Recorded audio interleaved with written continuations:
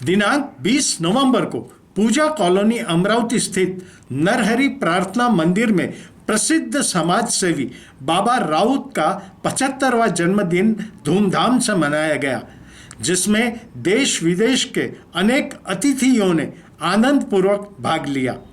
कार्यक्रम में मंचस्थ सुश्री रामप्रिया जी, मंगलाश्री जी, Sudarshan गांग, lady governor Kamaltai Gavai, Nandlal Khatri, Nanak Ahuja, Jugal Kishore Gattani आदि प्रमुख रूप से उपस्थित थे।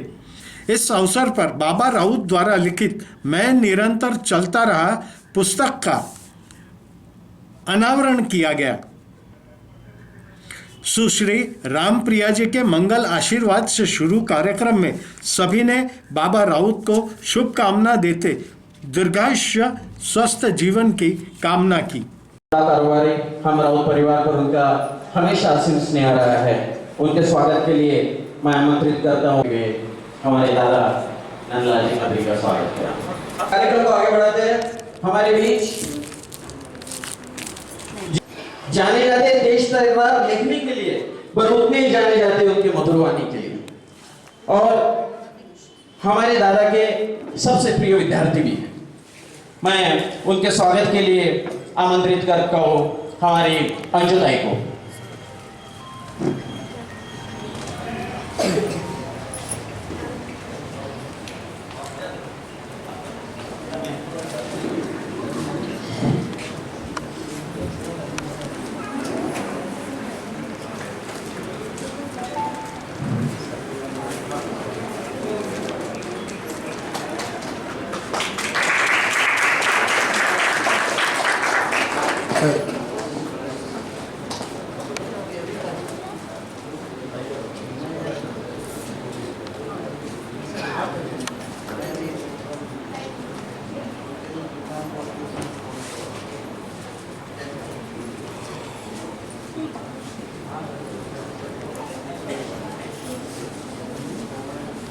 अब हम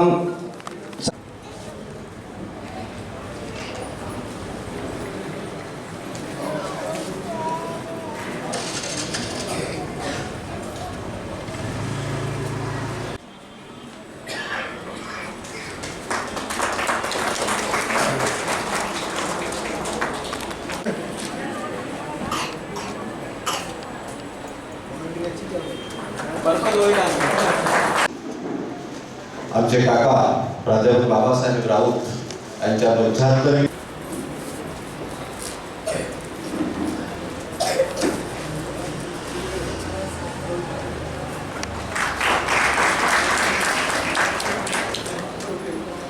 और डॉक्टर तुलसी साहब का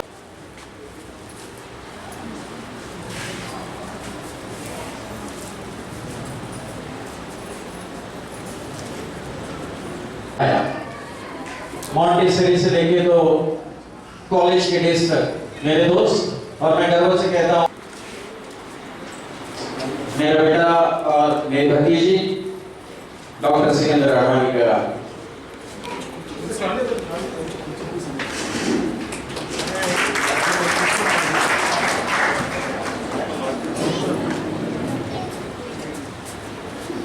साहिबी साथ में आ गया है। Good job.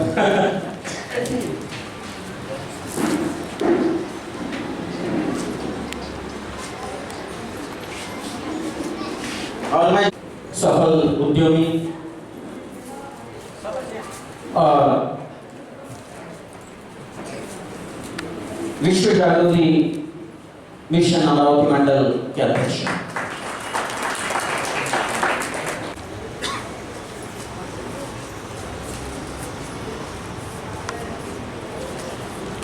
हम सब अभिवादन करें, वंदन करें, अपनी श्रद्धा समर्पित करें। बाबा के बारे में क्या बोले,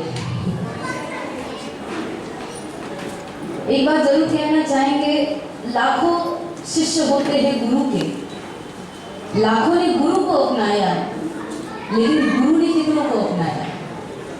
शिष्य गुरु को अपनाए कोई बड़ी बात नहीं है, लेकिन गुरु शिष्य को अपना ले ये बहुत बड़ी बात है, और इसका प्रत्यक्ष प्रमाण बाबा आप है। मुझे पता है ये सारी तारीफ आपको अच्छी नहीं लगेगी, लेकिन आज हमको बड़ा अच्छा मौका मिला आपके बारे में बोलने का। और जो व्यक्ति खुद के बारे में नहीं बोलता ना, उनके बारे में बोलने में ज़्यादा मौका मिल जाता है, क्योंकि वो खुद नहीं बोलते। बाबा की विशेषता ये है कि जिस तरह से माउली श्री संत ज्ञानेश्वर जी महाराज जी को अभी आने वाले 2 दिन के बाद संजीवनी समाधि का उत्सव है, तो ये महाराष्ट्र का भूषण है।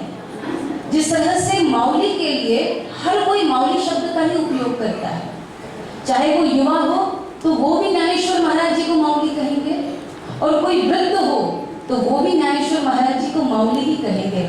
उसी तरह से मैंने एक पहला व्यक्ति देखा कि जिनको मैं भी बाबा कहती हूँ और सुदर्शन बाबू भी बाबा कहते हैं। तो अब हमारे लिए आदर्श है, अब हमारे लिए प्रेरणा का स्थान है। एक बात जरूर कहना चाहूंगी, जितना समय बाबा के साथ रहने का मौका मिला, मैंने देखा उनमें नेतृत्व भी है, उनमें वक्तृत्व भी है, उनमें समत्व भी है, और ये मेरा व्यक्तिगत भाव है कि उनमें देवत्व भी है, उनमें संतत्व भी है, नेतृत्व भी बहुत है। क्योंकि आप देख सकते हैं अमरावती में कितने विशाल विशाल आयोजन हुए। 2016 का वो आयोजन सबके लिए अविस्मरणीय है। और जब बाबा कोई आयोजन करते हैं, किसी कार्य का जब संकल्प कर लेते हैं, तो उस कार्य को अपनी प्राथमिकता मान करके उस कार्य के लिए अपना पूरा समय, अपनी पूरी शक्ति, अपनी पूरी विचारधारा सब लगा देते हैं। और उस कार्य को सफल बनाने में जब उनका संकल्प मजबूत होता है, तो प्रकृति भी उसको सफल बनाने में उनके साथ जुड़ जाती है, और माँ की कृपा का बल प्राप्त करके वो बड़े से बड़ा काम भी बड़ी सहजता के साथ कर लेते हैं। इसलिए यदि मैं कहूँ कि बाबा में नेतृत्व भरपूर है, तो कोई अतिशक्ति नहीं होगी। नेतृत्व बहुत है, भरपूर है। उसी तरह से बाबा में वक्तृत्व भी अद्भुत है। और इसके लिए मैं और क्या बोलूं। वंदनीय राष्ट्र संत तुकडो जी महाराज जी की पंक्तियां है कि मैं शब्द की खैरात हूँ। और एक और विशेष बात जो सीखने जैसी ये है कि बाबा कितने भी बड़े मंच पे चले जाए, लेकिन उनकी जो सादगी है, उनकी जो वेशभूषा है, उनकी जो कार्य करने की पद्धति है, उसमें कभी मैंने परिवर्तन नहीं देखा। चाहे वो गुजरात में जाकर के संचालन करे, तब भी वेशभूषा वैसी ही रही, तब भी उनकी सादगी वैसी ही रही। और आज आपका प्रतिस्वरूप हमें अमित दादा में देखने को मिल रहा है कि यहाँ बैठे हुए सभी लोग इस चीज को अनुभव कर रहे होंगे कि जब वो बोल रहे हैं तो उनके बोलने की शैली, उनके देखने की शैली, उनके बात करने की शैली आप में है, तो आपका प्रतिबिंब। तो बहुत बहुत धन्यवाद, बहुत बहुत साधुवाद बाबा, मैं आपके चरणों में समर्पित करूं, माँ को बार बार वंदन करूं, प्रणाम करूं, और मंच पर उपस्थित सभी को अभिवादन करते हुए, वंदन करते हुए, जय गणनागी कहते हुए अपनी वाणी को यह विश्राम।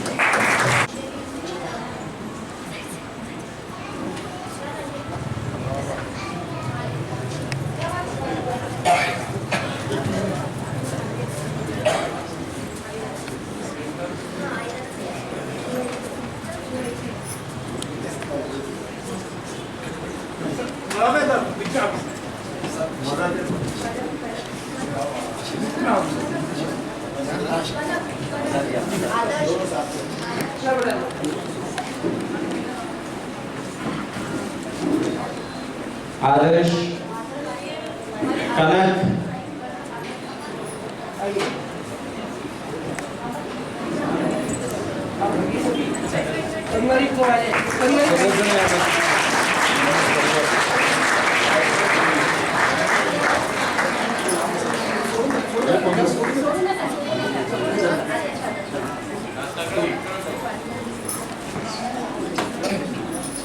श्रेणी का नामी कार्यक्रम को सुव्यवस्थित रखने के लिए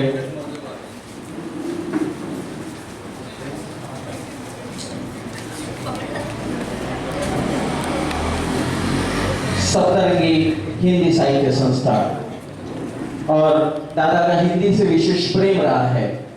हिंदी के सभी लोगों से उनका बड़ा विशेष स्नेह रहा है। मुझे अभी भी उनकी कविता याद है। हमेशा अपनी छोटी छोटी कविताओं में हमेशा बोलते हैं, हिंदी इस देश की बिगड़ी है।